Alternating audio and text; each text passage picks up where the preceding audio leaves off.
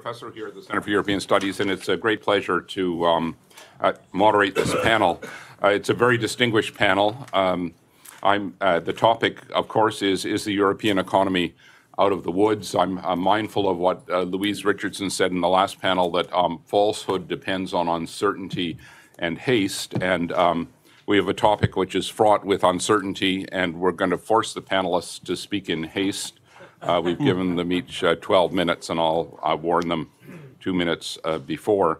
But it really is quite a remarkable panel. To save time, they have very long CVs. I'll be very brief in introducing them.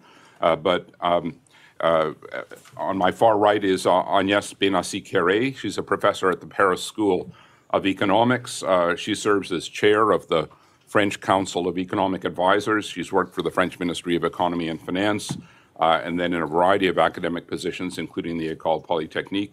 And she's a member of the Commission économique de la Nation, which advises the French finance minister, and a member of the board of the Banque de France. So thank you very much for being here. Beside her is my friend Daniel Gros, who's been director of the Center for European Policy Studies in Brussels since 2000. He serves as an advisor to the European Parliament. He's a member of the Advisory Committee of the European Systemic Risk Board and the Euro 50 group, and he's been a prominent advisor at high levels to many governments, including those of the UK and the US.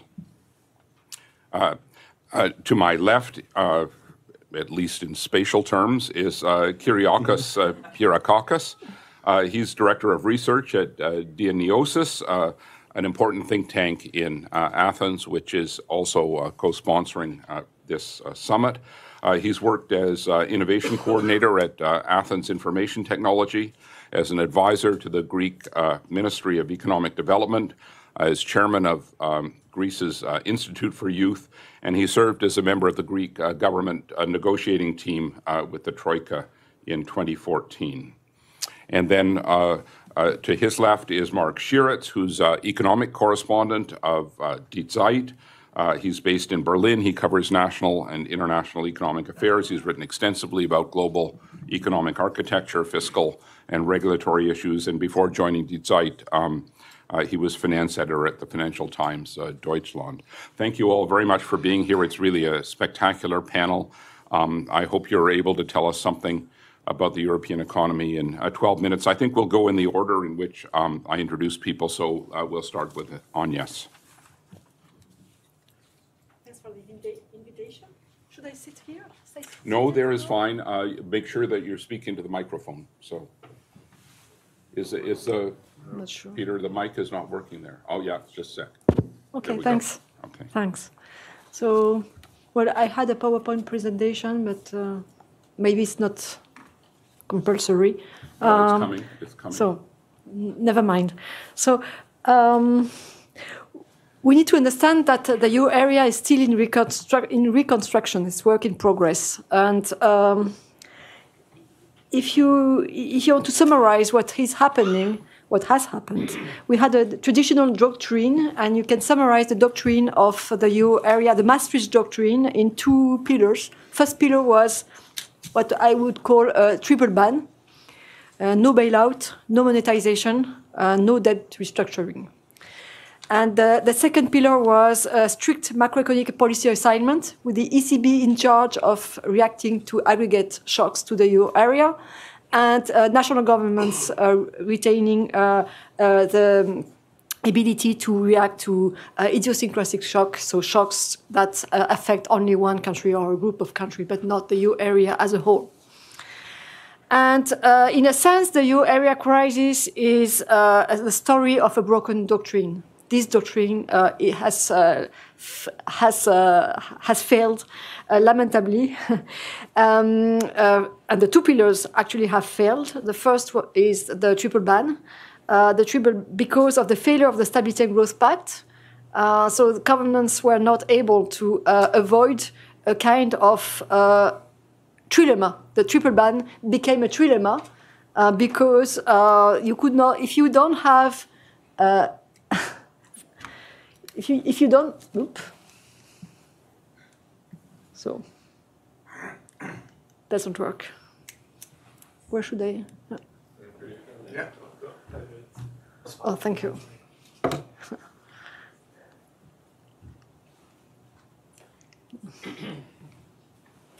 Can you see past me? Yeah. Okay. Okay, thanks.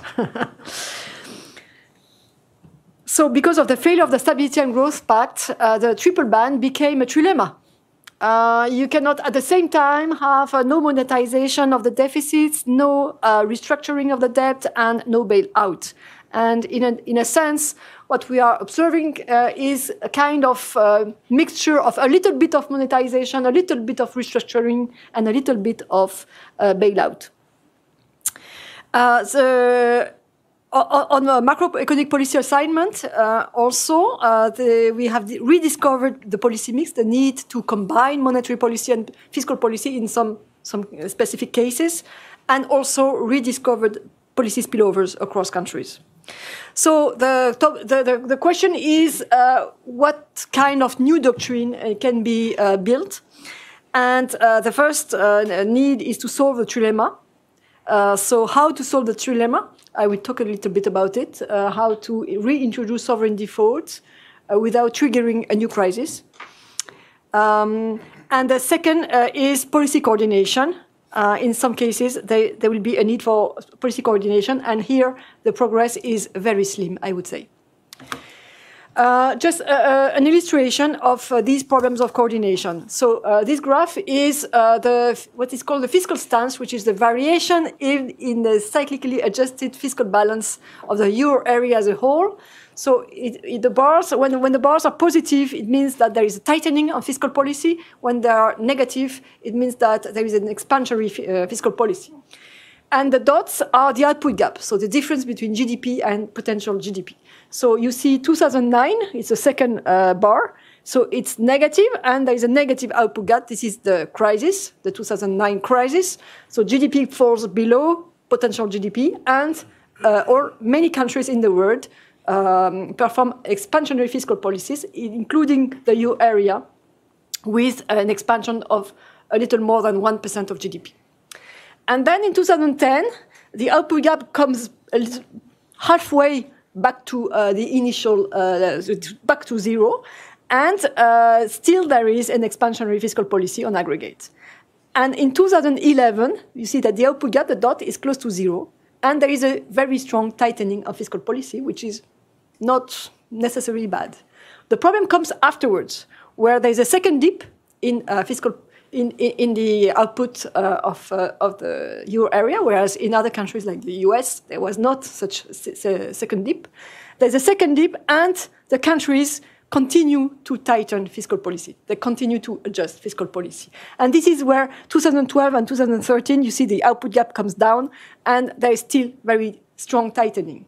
And what is interesting is to understand the composition of this tightening. And the gray bars, the blue bars on the top are the countries under programs. So they had no choice. They were under programs, so they tightened because they were told to tighten. Then you have the light blue, which were Spain, France, and Italy, which were not under a program, but they were constrained by the Stability and Growth Pact. So according to the rule, they had to tighten, but they were not as much constraints as those under a program. And you see that it is a large part of the adjustment. But still, you have, on 2012, a gray part, which is quite significant, which is Germany and the Netherlands. And these countries at that time were not constrained by the European rules. Germany was constrained by its own rule, and it overperformed with respect to its own fiscal rule, which is tighter than the European rule. So here we have an episode of a coordination failure, because, and at the same time, monetary policy was not able to react. It had exhausted conventional tools and unconventional tools. Yeah, there was not yet quantitative easing. You may argue that maybe the ECB could have performed quantitative easing earlier, but it is another story. So, in my view, okay. I think when we talk about policy coordination should not happen every day or everywhere. It's very important in the euro area to keep subsidiarity as much as possible. So fiscal coordination is not needed every day. It's needed when monetary policy is constrained by the zero lower bound, or when there are strong spillovers, or when there could be in the future a trade-off for monetary policy between financial stability and inflation, for instance. So in these cases, fiscal policy would need to be coordinated across European countries. However, it's very unlikely that any strong coordination will ever happen in the euro area because governments are responsible for fiscal policy. They are elected by citizens that will not be happy if one country if they deviate from what they have promised to their citizens. So, in a sense, this is not new. Remember the 1990s, there was a European monetary system, which was a form of monetary coordination across countries. And it failed at the end, no, it was in the 80s, sorry. It failed in the early 90s. And then it was decided to move from coordination to integration. And the question today is that there is a kind of coordination of fiscal policies that doesn't work. And the question is whether a part of fiscal policy could move from coordination to integration. However, there are other areas of coordination that, if you think that the Stability and Growth Pact has failed, the other parts of coordination are even worse, I would say. So after the crisis, after the beginning of the crisis, a new process has been introduced, which is the macroeconomic imbalance procedure. The idea was that Spain and Ireland had suffered from the crisis these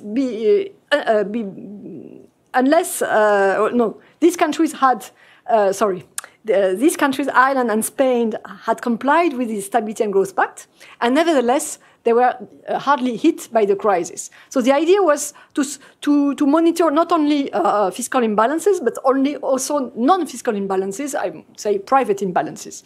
And, but then, now when you look at the macroeconomic imbalance procedure, it's very wide. It covers all kinds of policies, and you very quickly get completely lost. So another idea would be to streamline the process, the procedure, to what could be called a survival kit in the monetary union. When you want to survive in a monetary union, you need to a surveillance of prices. You need to avoid price and cost divergences, external imbalances, debts, credit bubbles, things like that, but not innovation, education, gender imbalances.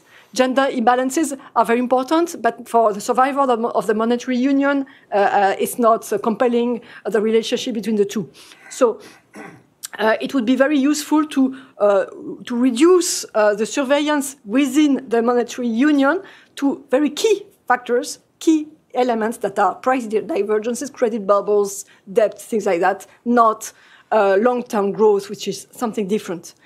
And use policy instruments at the margin, not use structural reforms to tackle short-term imbalances.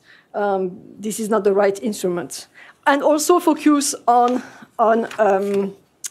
consistency of the recommendations that are given to the governments. So just a few illustrations. Today we have different coordination processes in the euro area. What is the Stability and Growth Pact, the red circle, the MIP, macroeconomic imbalance procedure, the green circle, and Europe 2020, which is a long-term growth strategy. And they partially overlap. So the same item could, depending on the country, fall under SGP, MIP, or Europe 2020. And frankly, for a member of parliament, it's very difficult to understand these procedures.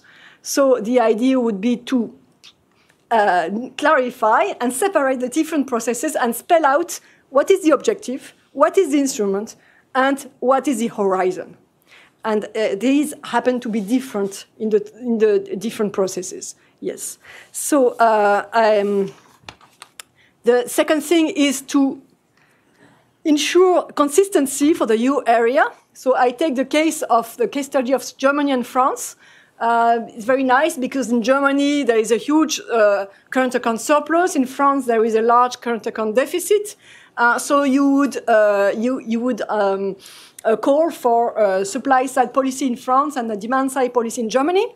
Stimulate demand in Germany and stimulate supply in France. So it's quite the case in France that these are summaries of the country-specific recommendations to the two countries in 2017. And it's quite apparent in France that it's a supply-side policy, but in Germany it's not so clear. And in particular, this is a detail, but it shows the inconsistency. It was recommended to Germany to create the conditions to promote higher real wage growth. But real wage growth can be achieved through negative inflation. Okay, so implementing the recommendations country by country doesn't ensure that you have a convergence between the different countries of the EU area. And also to stimulate private investment, cutting the costs of the companies when they have already a huge amount of savings is not very consistent. So I would to summarize on these issues of coordination, I think that if we want to succeed in more coordination, first we need to streamline the process, not coordinate everything every day. Fiscal coordination today is not compelling. It was important. It would have been important in 2012 and 2013. Today, it's not compelling. So the Commission should not issue recommendations every day to all countries because they get nervous about it, and also not on all issues. And I don't have the time to cover the three key debates today in the EU area. Are first completing the financial union. Second, the fiscal union, and third, the national policies. How to rebuild the rules for the countries, and how to introduce some market discipline without triggering a new crisis. Sorry, if there are questions, I will have time to expand on this. Thank you. Great, thank you very much. Daniel Groh is next.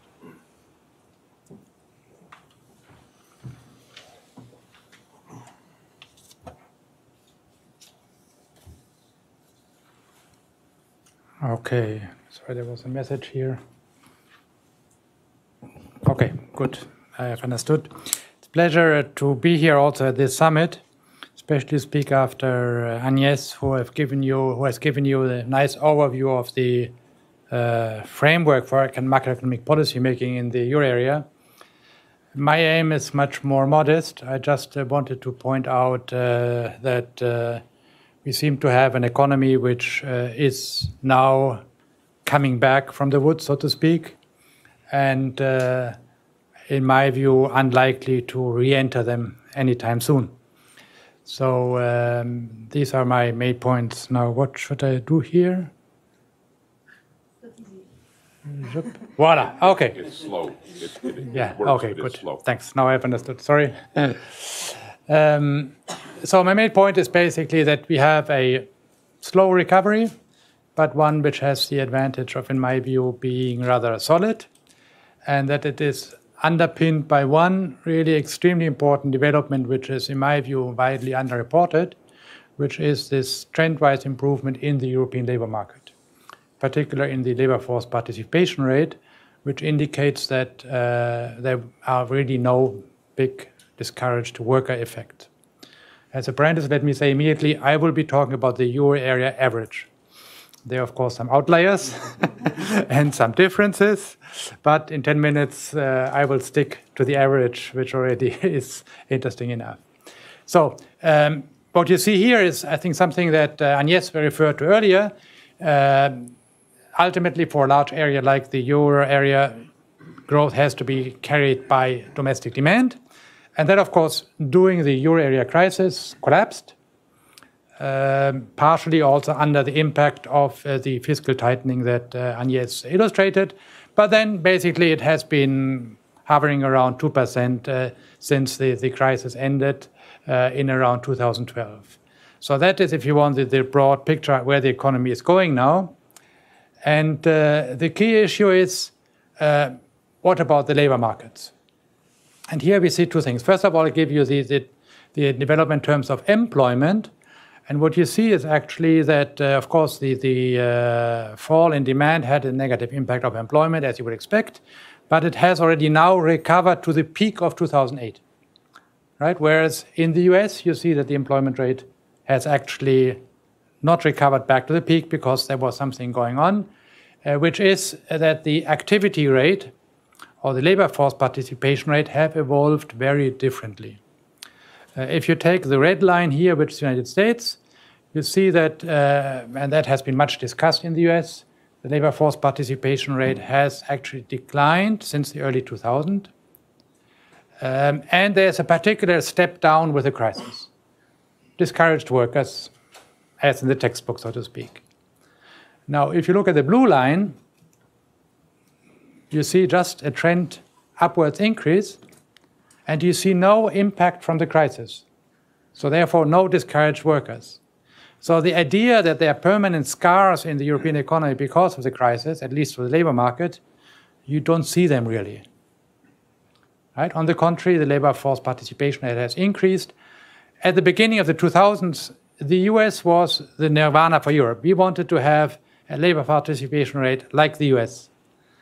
And actually now Europe has achieved it, but partially also, of course, because the US has been coming down.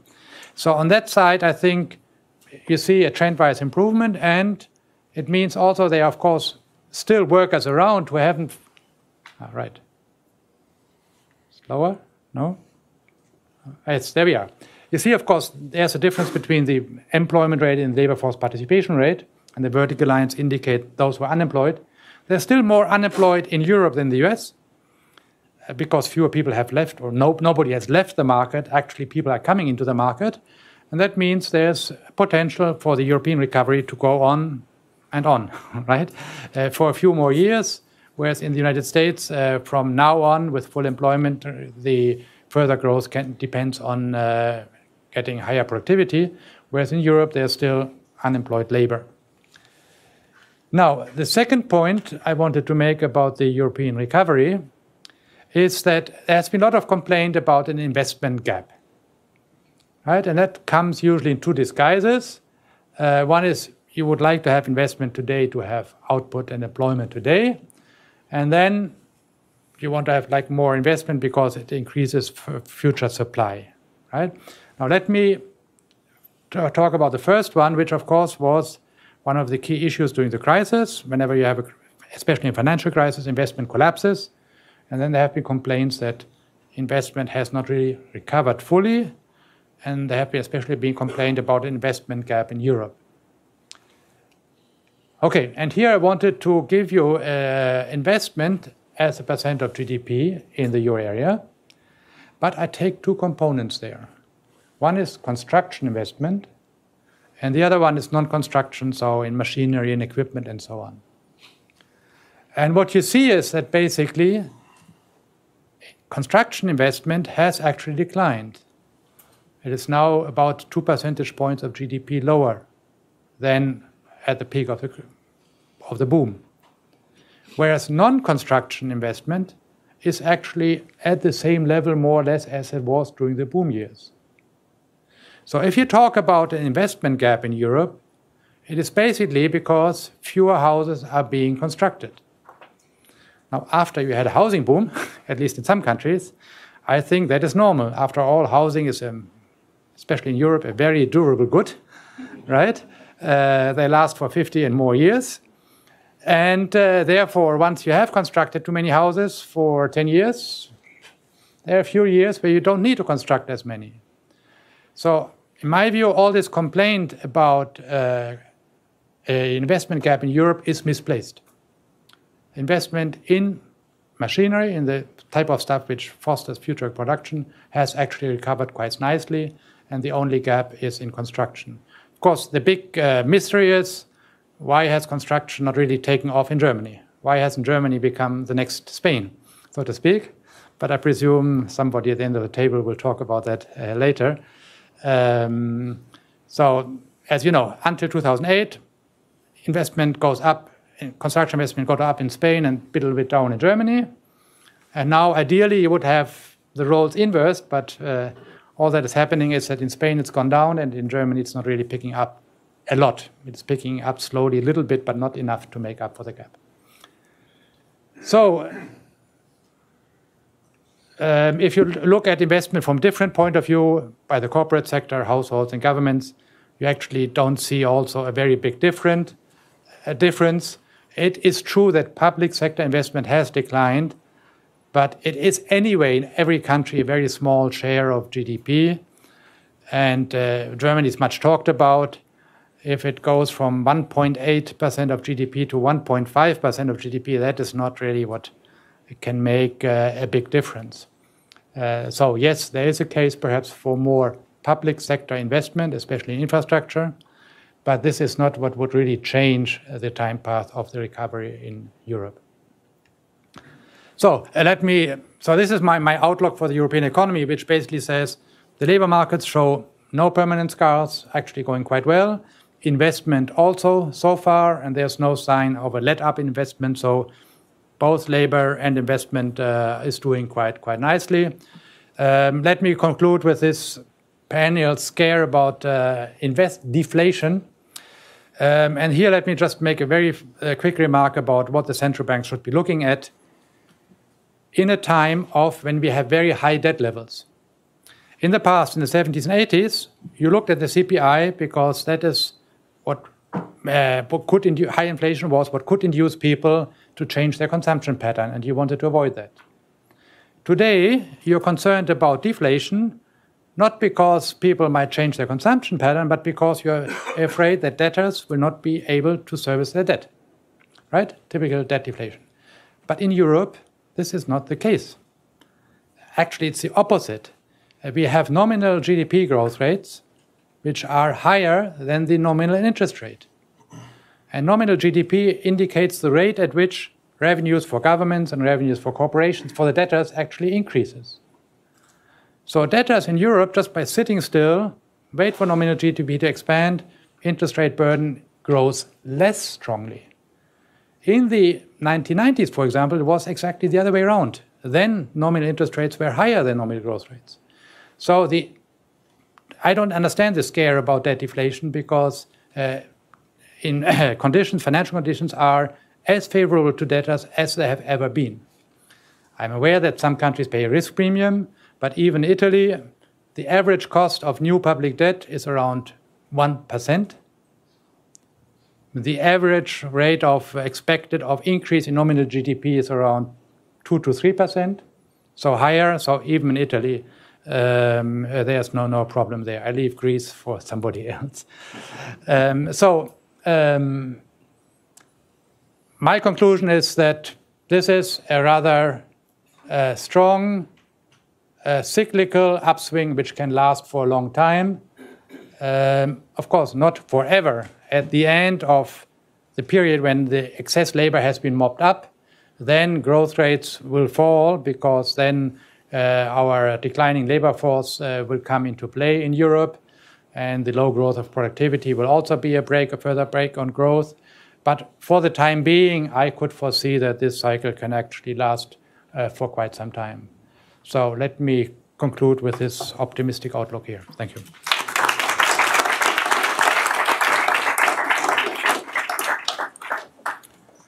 So Kyriakos.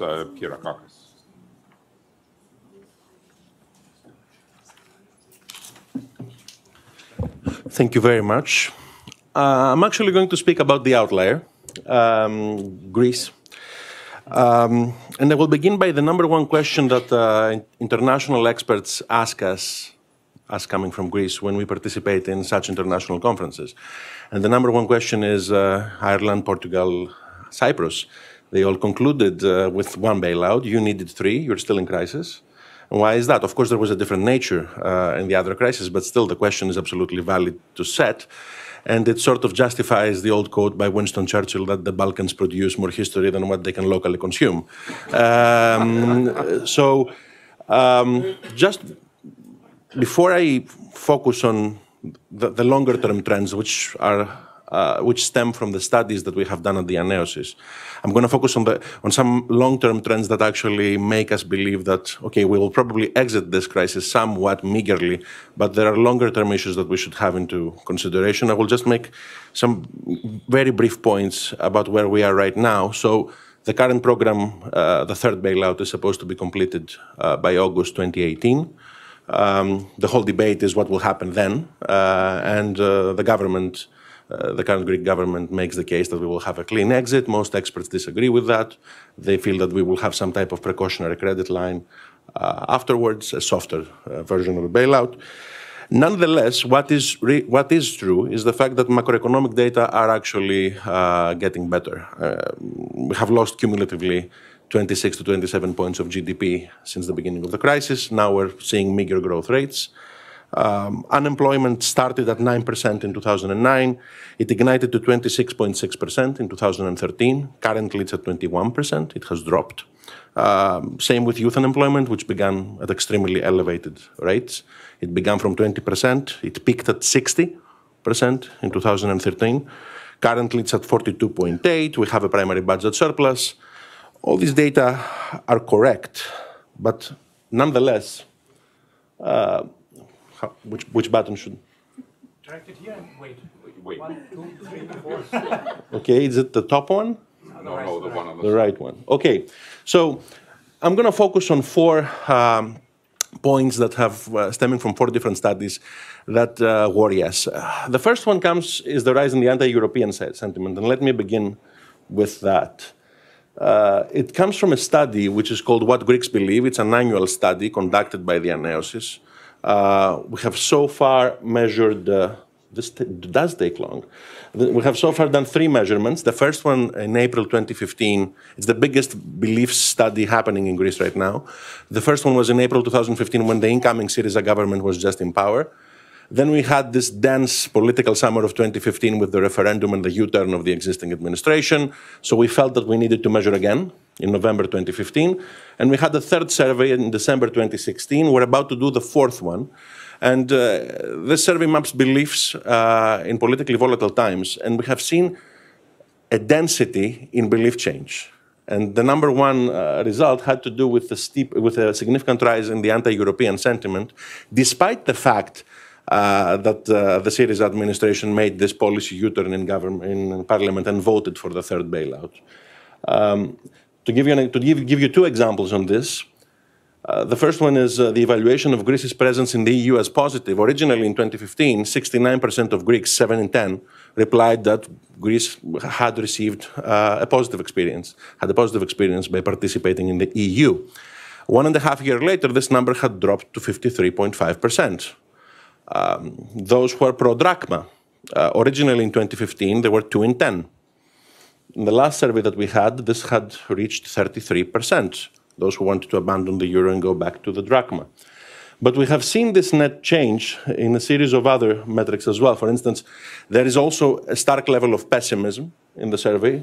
Almost 4 in 10 believe that Greece in 10 years will not be a member of the Eurozone.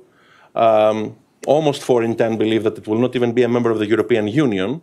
6 in 10 believe that in 10 years Greece will not have emerged from the economic crisis. And of course, 6 in 10 also believe that we will still have capital controls in place as we do. Pessimism is pervasive. Only 1 in 10 believe that the European Union will evolve into being a more unified confederation of states. If you look at the numbers, 1 in 2 believe that the European Union will split, with some countries withdrawing. 3 in 10 believe that it will even dissolve. Of course, pessimism is one thing. It's also matched by a couple of other concerning facts. 3 in 10 Greeks believe that getting into a closer alliance with Russia would actually be beneficial to their interests rather than participating in the Eurozone. And this has received lots of attention by international media outlets and foreign embassies in Greece because some feel that it's indicative about very problematic behaviors. And Also, I've put this in the presentation because I wanted to showcase that this velocity of belief change is also apparent in social matters. For instance, the majority of Greeks are currently pro-gay marriage, but 1.5 years ago, it was only 1 in 3. So we're seeing this velocity in terms of belief change in other issues as well. And this is the change that you can see over there from 36 to 50.5%. So this rise in the anti-European sentiment, I would say, is the first disconcerting element. But I'm afraid that there are others as well. And this is a study that we did in extreme poverty. Actually, the author of the study is here. It's Professor Matsaganis. We wanted to track who are the extremely poor in Greece and how has poverty more or less evolved during the crisis. And originally, we saw the relative poverty percentage. And as you can see, it hasn't fluctuated significantly between 2011 and 2015 because it's 60% of the median income. If the median income drops, this more or less remains stable. So we wanted to look at extreme poverty and with a specific methodology. Even before 2011, that you will see over there, in 2009, before the crisis, extreme poverty was 2.2% of the general population. This ignites to 17.1% in 2013, and it has been dropping every single year ever since. It was 15% in 2015, now it's at 13.6%. But what's more interesting is not that number per se, the fact that 1.5 million Greeks are extremely poor. What's mostly interesting is the structure of this number. Who are the extremely poor in Greece? And what we found out, and I'm going to say this, So in this slide, look at the number of those who are over 65 in 2015 who are extremely poor. It's only 2.7%. It has remained the same, more or less, in 2016. It's 1 in 40. If you look at the number in the 18 to 29 category, it's 24.4%, 1 in 4. Those who are extremely poor in Greece are basically the young. Now, if you were Greek and you were listening to public discourse about social policy in Greece, the perception of those who are poor is that it's the old pensioners, not the young. So there's this public perception that social policy should be targeted to the pensioners. And this hasn't changed even today, even though the main voting bloc of the current administration are the young, which is actually extremely interesting to watch politically. Now, we participate also in, this is the third study, we participate in an EU-wide project called Koupese, run by the University of Heidelberg. We are the Greek partner. And it's happening in 11 countries. And one of the elements that this survey includes is the fact that it has surveyed people under 35 years old and their parents in order to track beliefs. I'm just going to mention 3 numbers out of the survey that were interesting to us. And the first one is shocking. It became a cover story in a major Greek newspaper. 3 in 4 Greeks are actually contemplating the possibility to leave the country, of Greeks under 35. And this number is huge. The second one, of course, more or less explains this. The primary source of income of Greeks under 35 years old is not a job. It's their families. Match those two with the extremely low levels of institutional trust, for instance, 17% trust in the domestic political system. The numbers are extremely low. We have the lowest trust numbers in the EU. So this creates a somewhat toxic mix. And the fourth and last study that I'm going to cite, and in our view, it's probably the most problematic macro trend of Greece, is demographics. So we had a population drop since the beginning of the crisis from 11.1 million to 10.7 million. And this is mainly happening because of brain drain. We have lost 450,000 Greeks to other European countries, to the United States. Certain people in this audience are part of this number. We made a projection with one of the best demographic teams in Greece about how population will evolve in the coming years. The projection is that the median scenario is that it will drop from 10.7 to 8.8 million in 2050. Now, keep in mind that this is the second most concerning fact for us. The first one is the composition. Those who are over 65 represent 10%. They represent 21% of the population right now. They will represent up to 33% of the population then, with adverse effects in the pension system. Also add to that the fact that the average Greek family right now have 1.3 children per couple, far below the replacement rate of 2.05, 2.1 that is necessary. all those, what I mentioned before. So, and 8.8 doesn't even represent the worst case scenario. The worst case scenario is 8.3 million in 2050. And those who are over 65, 30 to 33%. So all of those data points put together have led us to believe that the Greek youth represents an existential issue right now for the policymakers. We're focusing too much on how to exit the third program, how to exit the crisis in the short run, but we're not focusing at all on how to restructure the economy in order to fix this. And I'm going to conclude with an observation made by Thomas Friedman, who came to Greece at the beginning of the crisis and wrote a very interesting op-ed at the New York Times. It was 2010, and he had seen the then Prime Minister Papandreou, and he wrote this article saying that in reality, what I'm going to watch in Greece is young, educated Greece. And he concluded the article saying, if you see them coming back or staying, then probably you should consider buying a bond or two. But if you see them leaving, you should start shorting the country as quick as possible. And he has been significantly justified in this view, because since then, almost 500,000 young Greeks, mostly educated, have fled. So those are the stakes for us, and we believe as an organization, as the diaNEOsις, that we should be focusing a lot on those types of issues as well, rather than the short-run crisis management. Thank you so much.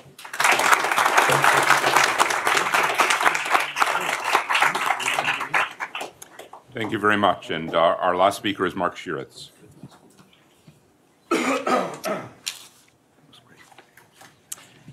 Thank you. Thank you also from my side for the invitation. I spent a couple of months here as an undergraduate student, so it's really great to be back. Waiting for the presentation. So I'd like to add a little German flavor to the debate, starting with. Is it coming? Yeah.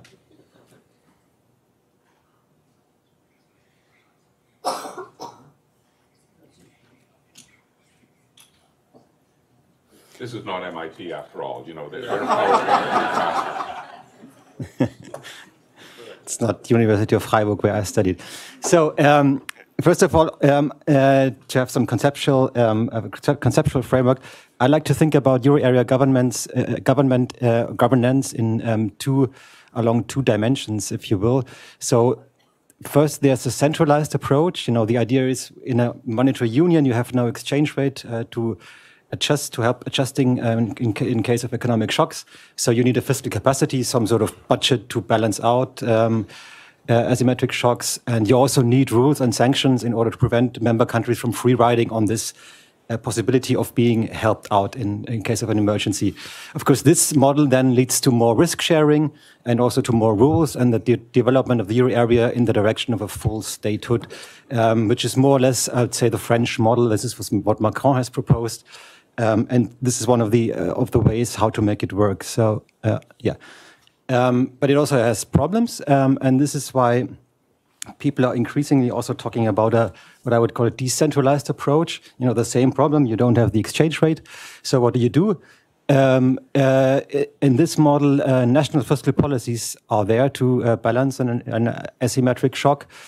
And instead of rules, you have some sort of credible framework that enables market forces to work. You know, if you misbehave, then your bond yields go up and you're forced to correct your course and everything works again. And this you need, why do you need a framework? Because it has to be credible that actually countries that are in trouble are not just bailed out, but they are forced to correct. So some sort of sovereign debt resolution mechanism, banking union, you name it. And this model, of course, is different because it would lead to less risk sharing and less rules. So what do we have at the moment? At the moment, we have a mixture of the two models. Yep, sorry. So we have, you know, elements of the centralized approach, the ESM, the Growth and Stability Pact, the OMT measures by the European Central Bank. But you also have elements of the decentralized approach, at least on paper, which is the no bailout clause enshrined in the Maastricht Treaty. What is the German view? The German view, in theory, is be consistent. You know, either choose the centralized model or choose the decentralized model. That's what the Bundesbank is saying. That's what the Council of Economic Experts is saying. In practice, the German position is choose one of these models, but also make very sure that it doesn't do anything that we don't like in our country. So we like to talk about debt resolution, but we don't like to talk so much about banking union completion and any other risk-sharing elements. Now we had elections. The pre-election expectation was there will be another grand coalition of the CDU, CSU, and SPD, and there will be some movement in the direction of the centralized version of EMU, because both parties they don't like it, but they would have been okay to compromise. But that's, of course, it played out differently, and the most likely scenario at the moment is a coalition CDU, CSU, Greens, and FDP. So two parties stay the same, but the others, the SPD is no longer there, and this has grave consequences, because the Greens, the environmentalist party, would be open to a fiscal capacity, to a central solution, whereas the FDP, the liberal pro-business party, is strictly against it, and they just won't do it. And at the same time, since Angela Merkel's party has lost at the elections, the share of the vote has gone down. You can also see a loss of authority on her side, which is important because it weakens her grip on the members of her party in the parliament. So it won't be as easy as it was in the past just to force them to agree on some euro area deal, because they have become more self-confident, and the likelihood of a rebellion is much higher. What does it all mean? What can we expect from this constellation? In my view, it's highly unlikely that in the next 4 years we see a significant movement in terms of euro area reform. It just won't happen. I know the French want it, but I don't see any possibility of Germany to agreeing on something substantial. There might be progress at the margin, turning the ESM, the bailout fund, into a fully blown European Monetary Fund, as has been suggested by the Germans. This could also have some risk-sharing elements, additional lending facilities that make it easier to access the money that is there in the fund. But that is it, in my view. And you will see from the German side a focus on the decentralized approach, so not more budget, away from common budgets, and towards a debt resolution and all the other issues that I just mentioned. And fourth, I think, important development is that there will be movement in the euro debate, but not on economic policy, not on euro area. I think what the concession to France will be to offer from the German side more cooperation in other policy areas, the border security, defense, fight against terrorism. This is what the Germans will concentrate on, and in order to lead the debate away from the euro area. I found it quite interesting that when Macron gave his speech at the Sorbonne, which was expected to be the great euro area reform speech, he only talked about the euro area at the very end of the speech. And as we found out, and my colleagues at other newspapers also found out, he had a conversation with Angela Merkel before he gave the speech, and she told him, be better, don't talk about it too much because we cannot agree to it. What to expect within Germany? There has been debate that will German fiscal policy become looser now because of all the demands the parties have. I don't think so. We might see moderate tax cuts, moderate spending increases, but not any form of massive fiscal loosening. Why? It's just because fiscal stability is just so deeply entrenched in Germany. It's the cross-party consensus that we don't want to do this. By the way, it's also sometimes misleading that Dr. Schäuble and the great austerity regime, the German fiscal stance has been moderately expansionary in recent years, so this might continue, but nothing dramatically. Also, there are institutional obstacles. It has been mentioned there's a debt break in the constitution, and it's quite difficult. Even if you wanted to increase debt massively, it's quite difficult to achieve that. So the question then is, can we live with it? And here I'm very much with Daniel Gross. Yes, I would say yes. The upswing is robust. The European Central Bank will be in the debt markets for many, many years now. Even if QE ends now, because of the reinvestment of what they bought, what they have in their balance sheet, it will be there for a long time, controlling yields. So I don't see any problem there. And also a development that is rarely reported is that debt to GDP ratios and non-performing loans the big problems we had in the crisis are actually declining. It's with every upswing, the bad stuff goes away if the economy is doing well, and that's what we are seeing at the moment. This is just quickly difficult to read, but that's the Commission's data on debt to GDP ratio, and you see actually it's not declining dramatically, but at least the direction is right. They are declining. So Italy, will talk about this later. So my last slide, what are the risks to this development? I think politically, the main risks are hiccups somewhere, in Italy. We have elections there. We might also have a failure to produce a stable government in Germany. I'm not 100% sure that this coalition will work out. There might be new elections, so it could become nasty. It's not my main scenario, but it can happen. And you also have to say, I'd also say there's also the risk that not only is there no movement in euro area reform, but there's actually backtracking. So there is a risk that the FDP insists on the more radical elements of its platform. For instance, it calls for ending the ESM, so that would be really dramatic. Don't see it's highly likely, but it can happen. And the third and last risk is we will have a leadership change at the helm of the ECB in 2019. And if some crazy guy, became the new president or woman, this might be bad. The most likely candidate at the moment is Jens Weidmann, and I know doesn't have the best reputation abroad, but I think he's in the deep of his heart, he's a pragmatic central banker. So that I wouldn't see that as a risk. Thank you. Thank you very much.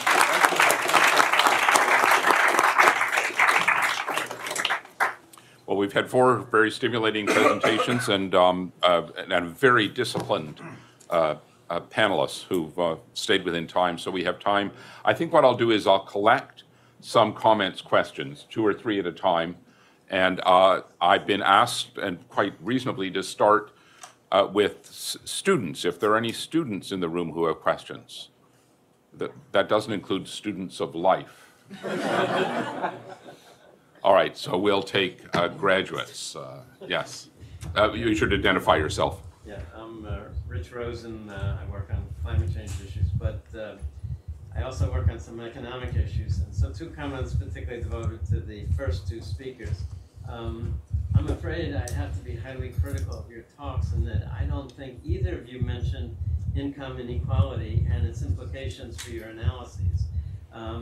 It's sort of like hearing Janet Yellen say the labor market in the US is fine. Well, it's not fine. White males are being paid less now than they were 40 years ago, et cetera. So without looking at income inequality, both transnationally and within nations, no one cares about GDP anymore. It's an archaic concept in my view. You have to look at who's benefiting. So when you answer the question, is the European economy out of the woods, for who is always the question, particularly now. And the second area I'd say in terms of investment particularly is, again, you didn't mention the need for the world and for Europe to deal with climate change. Okay, most numbers, and I think these are maybe even too low, is that each country needs to spend 10% of GDP per year to mitigate climate change. And so when you talk about an investment gap, okay, and maybe there's none in terms of the traditional structure of the economy, but in terms of what's needed, there's a huge investment shortage in terms of dealing with climate change, renovating housing, building renewable energy, et cetera, and that wasn't mentioned either. Okay, thanks. Let's take at least one more and then turn back to the panel. I have Sebastian Royo is next. Sebastian Royo from Suffolk University. So a couple of you mentioned the European Central Bank, and it has started the process to ease up on the emergency steps that it took during the crisis. And when you look at what is happening in Europe with the weaknesses in Italian banks, the risk of a potential strengthening of the euro that is going to hurt exports in some countries. There are also bubbles in the real estate sector in countries like Germany. So this easing of the emergency steps would likely have some negative impact. And I'm wondering if you can comment on what you expect from that. Okay, and let's take one more if you can take a note of these. And Elizabeth Sherwood, Random. Thanks, Peter. I have a question for Daniel Gross on his optimism about the economies of Europe and the point you made about Europe working again. How do you factor in immigrant populations into your data? Where are the numbers associated with the mass influx of immigrants in various countries and whether they are being employed and in what way? Okay, so let me turn back to the panel. I'll start with Agnes and Daniel since they were most directly, but I'll ask if either anybody else has comments, feel free. Okay, thank you for the comments. On income inequality, you're right. I think there is something that needs to be thought about. In Europe, there is this principle of subsidiarity. So it is the task of the EU to sign trade agreements with China and to promote competition within the EU. But it is the task of the governments, national governments, to take care of the losers. And actually, they don't perform very well on this, although it's a little better than in the US and also than in the UK. And I think in the perspective of the new budget, the new EU budget that is going to be discussed, it will start in 2021, but it needs to be discussed well in advance because it's going to be extremely long. We need to rethink about that, whether the EU would not need to be involved in some kind of compensation of the losers, help to retrain. For instance, you could imagine some plans in coordination with local authorities when you have an area which is really distressed and say a 5-year window where you have investment in this area. And then maybe it will fail, but at least you have tried to do something. So I think the new budget would need to be much more contingent to events, and it also has to do with refugees, could have to do with hurricanes somewhere. So more contingent, less of transfers that are decided 7 years in advance. And also, where the French president has tried to promote the idea of having more competition between companies and between workers, but less between governments, having more tax coordination, more social coordination. And it has also to do with, it's not only inequalities, it's also the perception of inequalities, which is something different from inequalities, and which needs to be taken into account when designing the policies. So here, something could be done, but immediately the response of the other countries was, oh, he's protectionist. So this is the reaction. So it's a free trade area. On climate change, I think we have a problem with the carbon market, the carbon emission market. And as economists, we have a responsibility, having promoted this solution for reducing carbon emissions, whereas now I think having taxes is considered as more reliable because in terms of political economy, when you have a crisis, then the price of carbon emissions is close to zero, and then how are you going to incentivize industries and households to make the investments? So we are still in this problem. Bubbles in Germany and monetary policy, I think one good outcome of the crisis was the rediscovering of so-called macroprudential policies. So the idea is that if you have a housing bubble in Germany, it's not the task of the ECB to take care of it. You have tools in Germany, loan-to-value ratios, caps on credit growth, and things like that, that can be used. And finally, immigration in the EU has been very unequal. Some countries have received the bulk of it. So a positive outcome in the short term is a slight demand boom in Germany in relation with the refugees, because you have to build housing, you have to spend money in training and so on.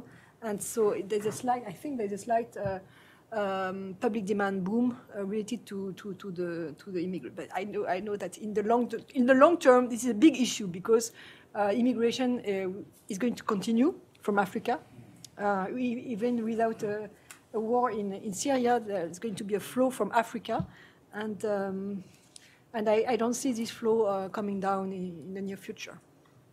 Okay, thank you. Okay, a couple of comments. I disagree fundamentally on the premise of the question on inequality. The premise is that inequality is going up everywhere, and if you look at the numbers, you get a very differentiated picture. Within the EU across countries, you see a textbook convergence east-west, and you see some slight divergence north-south within the euro area. Right? So it is very mixed.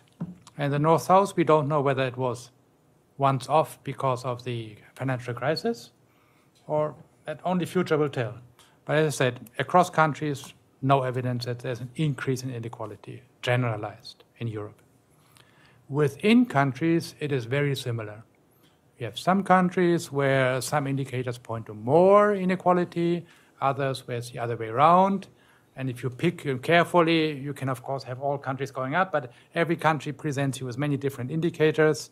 Even for Germany, if you take the Gini coefficient after taxes, the interesting thing is it had increased until 2005 and stopped increasing after the reforms, the hard reforms, which were supposed to be so antisocial.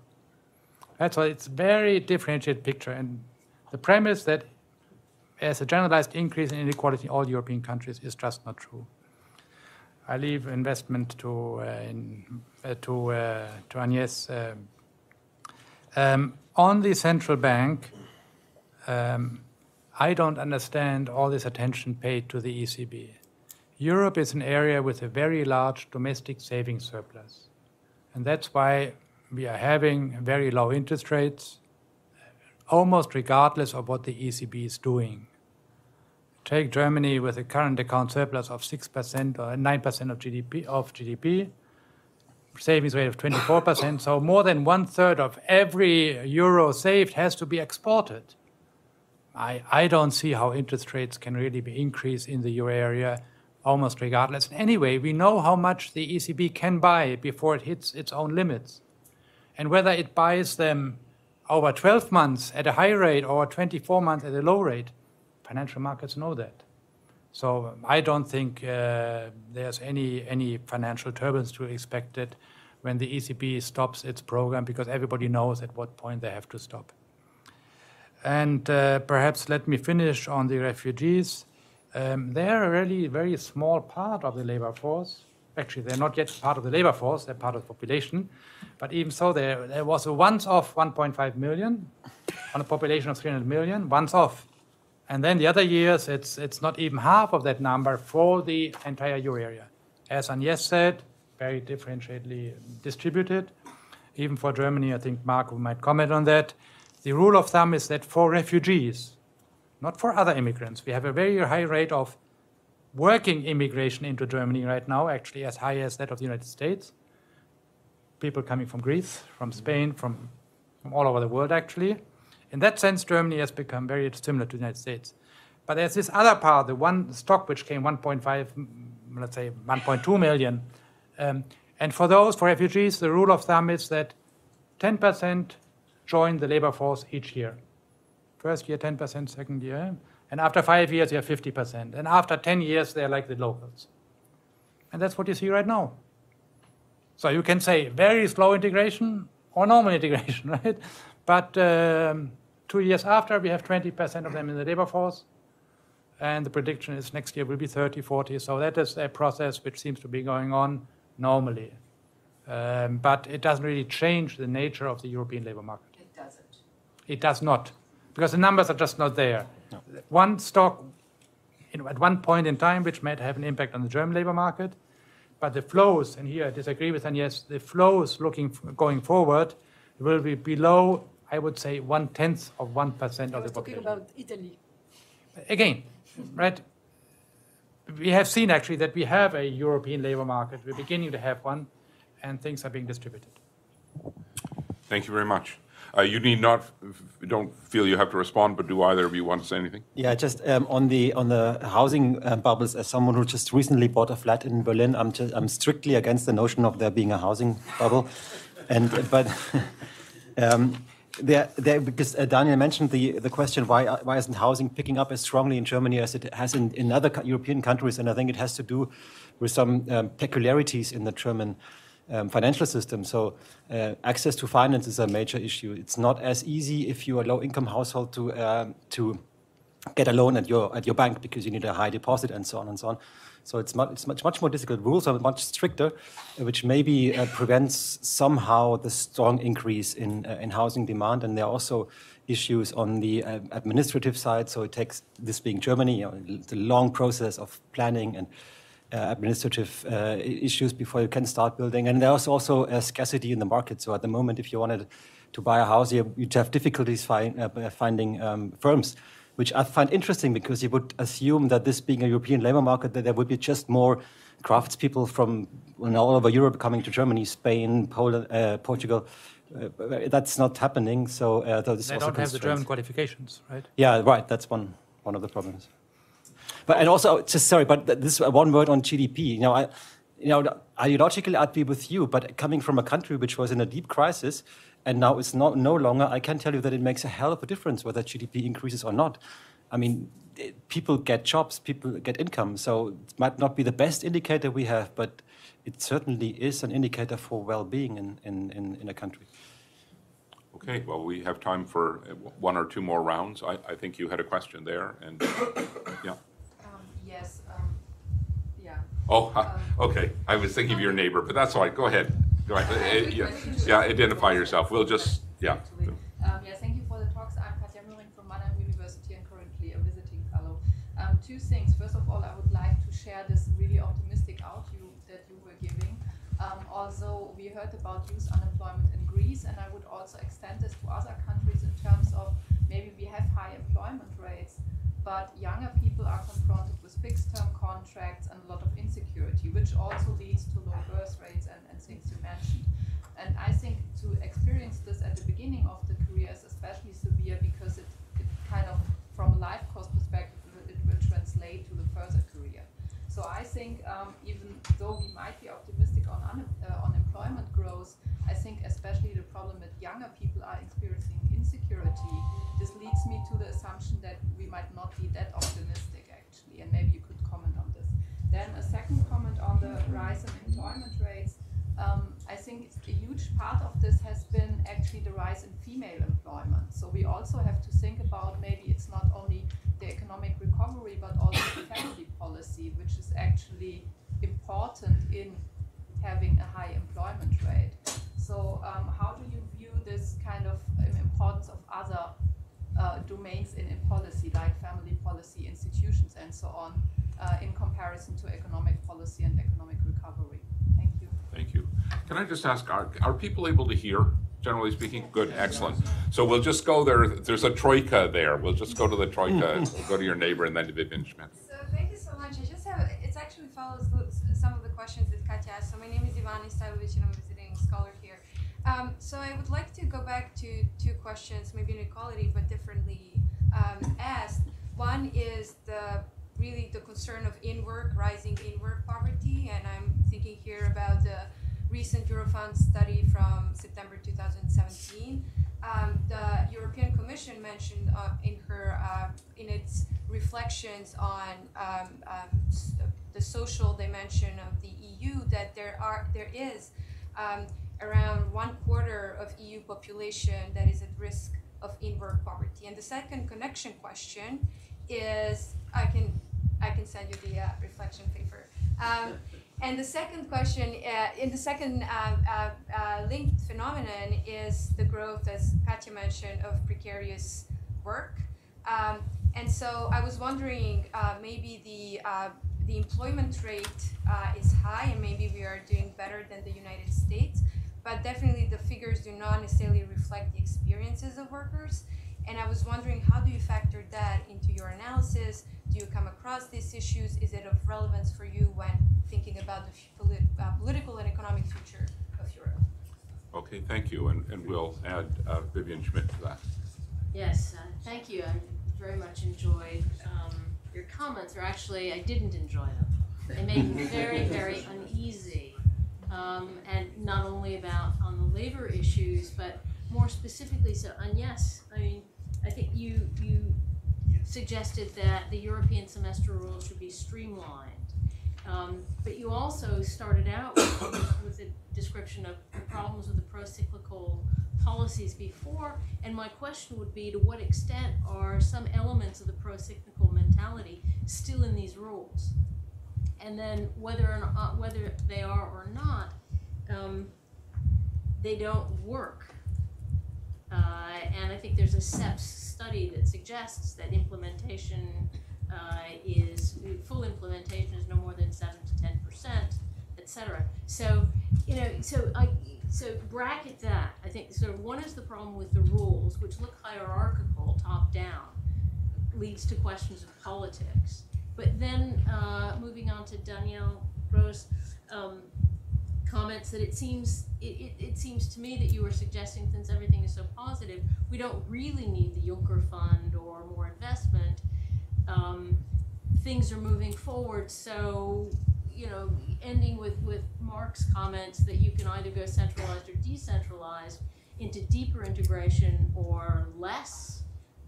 It seems to me that all of these comments suggest. And the reality suggests we're not going to get deeper integration. So we're left with rules, it seems to me, without the kind of solidarity necessary to counter the kind of rising Euroscepticism that we see in an extreme way in Greece, but we also see across Europe. So I end with Macron. What happens when Macron doesn't get what he needs in terms of changes in the Eurozone? 5 years hence, where are we? All right. Well, on that optimistic note, yes, we'll start with you again. Thank you. So on unemployment rates, I think one big reason for the increase in employment rates is the senior workers and the effect of pension reforms. And I agree that this gives faith in policies in general, because you can have an impact on the employment rate, and pension reform has an impact on employment rates. And so this is something difficult to understand, to explain to the people, because at the same time you have an increase in the employment rate and an increase in the unemployment rate of the senior, because they are in the labor force, so some of them become unemployed, whereas before they were not unemployed. So about poverty, in-work poverty, so here I talk about France, because I'm not so sure, I don't know much about the other countries. The poverty rate in France is quite low. It's 14%. Well, it's always too high, but it's quite low compared to other countries. The Netherlands is lower, but actually Germany is higher, and it has been increasing.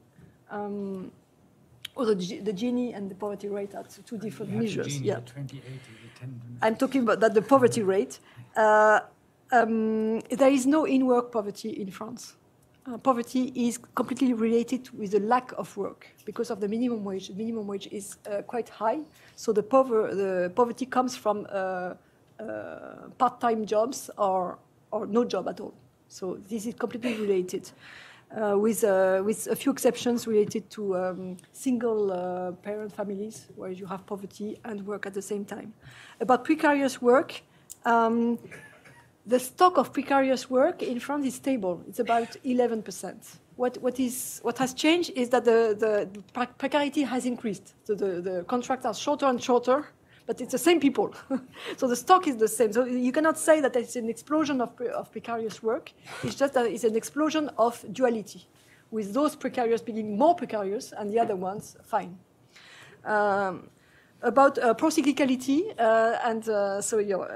I understand why you are uneasy. I'm quite uneasy with the idea that there is a recovery, everything is going to be fine, and we don't need reforms any longer. I think new reforms are needed in the upswing of the economy.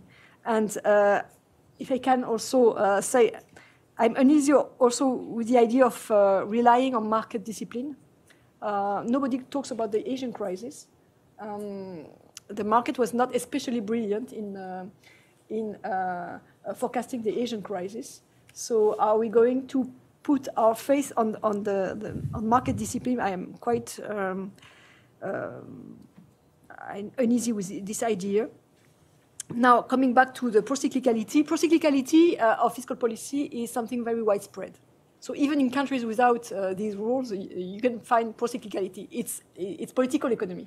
When you have a demand boom, when you have a GDP boom, you have more tax receipts, and there's a tendency to distribute them. So it's not just the euro area. However, it tends to say that we should rely more on automatic stabilizers, less on discretionary fiscal policy, especially when we think about something at the euro area level. What I try to say in streamlining the European semester is that the European semester, you have country-specific recommendations that are different in different areas. So you are going to repeat every year to Italy that they should reform the innovation system, they should reform the justice, and it doesn't make sense vis-à-vis the stability of the euro area itself. So for the euro area stability, it's much more in terms of cost divergence, in terms of credit booms. So it has to do with macroprudential policies, which are a different process, not incorporated in the European semester. So it's kind of mismatch between the objectives and the instruments. I think we have the instruments. I think we have the objectives. It's just that they are not in line. There's a mismatch. We put the instruments for the wrong objectives and vice versa, in a sense. And there is a big debate with Germany about the current account, because a very high current account. In Germany, there is this opinion that a very high current account proves that the country is highly competitive. And for economies, competitiveness has to do with market shares, not with the current account. Current account surplus means that there is excess supply, and so there is a shortage of demand. Thank you. Daniel. I might also be uneasy with the idea that you can have a recovery without reforms, but I think we talked earlier about facts, and the facts are there that there is a recovery. We can always have doubts that it will continue, but as I said, all the basic ingredients are there for it to continue. So let's try to recognize the facts. On labor force, on the aging, most of the increase in the actual labor force participation rate you can explain with one variable, education. Because the levels of education in Europe have increased trend-wise everywhere, and in particularly in the south among the females. And in particular among the elderly, the elderly, which became old, so to speak, 10 years ago, had a very low level of education. The elderly, which become now 55 to 65, they have a much higher level of education, and therefore they stay longer. Also because they had different jobs, less physical demanding, because if you have a higher level of education, you typically have jobs, right? So that is part of a natural process. On top of that, there might have been some pension reforms and so on, but the key driver behind the higher, the trend-wise increase in the labor force participation rate in Europe has been a higher level of education, and since that works itself through the system, it's continuing, it's likely to continue. And as I said, in the south, particularly among the females. On youth unemployment, I have to be a little bit politically incorrect. And I use some numbers from Greece, which are approximately right, perhaps not to the last. 66% youth unemployment rate in Greece. And when I looked at the numbers, that was for the 15 to 19 years old. You take, during that time, you took 100 Greek youth, right, 15 to 19 years. 9 of them were in the labor market. 6 were looking for a job, and 3 had a job. Unemployment rate of 66%. 6 youth of 100 are unemployed. Right? So keep that in mind. It's true, right? Absolutely. So yes, because most of them are not in the labor market, and most of them were not in the labor market even before the crisis, right? And this is all throughout Southern Europe, where the unemployment rates among the youth are highly misleading. And therefore, I invite you not to repeat these statements and to see them in a proper context. It is clear that it would be desirable to get Greek youth into the labor market and to do something, especially those who are neither in education nor training. All true, But this is not a cyclical problem. This is a structural problem which has existed beforehand. On the Juncker plan, if you have financial markets where interest rates are zero everywhere and where capital is desperately looking for an investment, and to say we need to have a public sector investment program, that doesn't make sense. In 2014, you could say there's some lingering effects of the financial crisis and some public sector intervention is useful. But right now, you don't need a Juncker plan. You don't need an official EU investment plan because almost all investment can be financed by the private sector alone. The first loan given by the Juncker plan, which I saw, was to support startups in Bavaria. Okay, if there's one area of the world where there's really enough capital, why do we need to support the EU support that? That I don't really see that. So I would say I think we have to look at this economy with an objective eye, not saying it has to be bad because otherwise we don't get our euro area reform. The point is, unfortunately, this economy is doing quite well now with, of course, very large regional differences. And is likely to do quite well even in the absence of reforms. Okay, thank you. Kyriakos. I will begin by commenting on that, on youth unemployment. This is exactly the reason why on our survey we focused on those who are under 35 rather than in the 18 to 24 category, because culturally that would be extremely misleading in Greece, and that's why you have this huge fluctuation from 60% to 40%, which is in just 2 years. Nonetheless, in those who are under 35 years old, the fact that the primary source of income is family funds is still extremely problematic. And the mix that I more or less tried to describe before, that those who are young in Greece are basically extremely poor, basically unemployed, they don't have enough children and they want to leave, this also creates a toxic mix vis-a-vis political radicalization. I was recently in a discussion with the former head of YouGov in Greece, where he was speaking about the British referendum while I was speaking about the Greek referendum. And in his analysis, the funny thing is that the vast majority of those in the 18 to 24 category voted for Remain. In the Greek case, those who voted yes in the Greek referendum were basically the pensioners, rather than the young. So it's exactly the inverse picture. And most of the new jobs that we're seeing, created in Greece right now, they are precarious, basically. They're not sustainable in the long run. So this interests us, and we feel that we're not going to stay only in the diagnosis. We feel that there are things that could be done vis-a-vis family policy, social policy, etc. But there are many, and they're not happening as quickly as they should. Yeah, I'm really grateful for this question because I think it goes to the heart of the matter. More solidarity. To me, solidarity is a very shy animal. So what would happen if we increase transfers, say, from Germany and Netherlands to Greece and Italy? Of course, the Italians and the Greeks would be happy, but the Germans and the Dutch would not be at all. So I'm not so sure whether more solidarity really increases, the pro-European sentiment in the euro area. It could be, but it could also have the opposite effect. And related to this, this decentralized option, which I personally have become more and more sympathetic with, is because if you look at the alternative, which is a centralized quasi-state, this would mean that the French legislature would have to accept if the Commission rules on a certain budget item, because if you want to have a central budget, you need to have central control of the finances.